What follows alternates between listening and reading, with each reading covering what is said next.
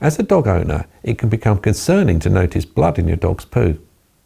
While it's not uncommon for dogs to have the occasional stomach upset, the presence of blood can be a sign of a more serious health issue. One of the most common causes of blood in dogs' poo is parasites.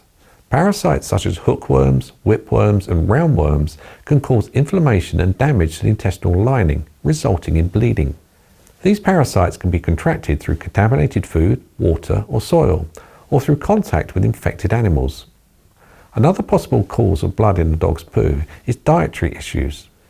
Dogs that have sensitive stomachs or are allergic to certain foods may experience stomach irritation and inflammation, leading to bleeding. Additionally, dogs that eat foods that are too rich or fatty may experience pancreatitis, which can cause bloody stools.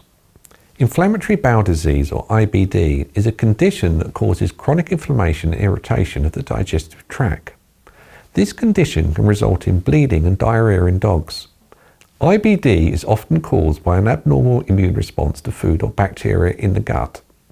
In some cases, the presence of blood in the dog's poo may be a sign of a tumour or polyp in the digestive tract.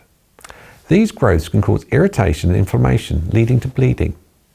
It's essential to have any lumps or masses checked by a vet, as early detection and treatment can improve the prognosis. Finally, trauma or injury to the digestive tract can cause blood in a dog's poo. Dogs that ingest foreign objects, such as bones or toys, may experience internal damage or bleeding. Additionally, dogs that have been hit by a car or suffered trauma may experience gastrointestinal bleeding.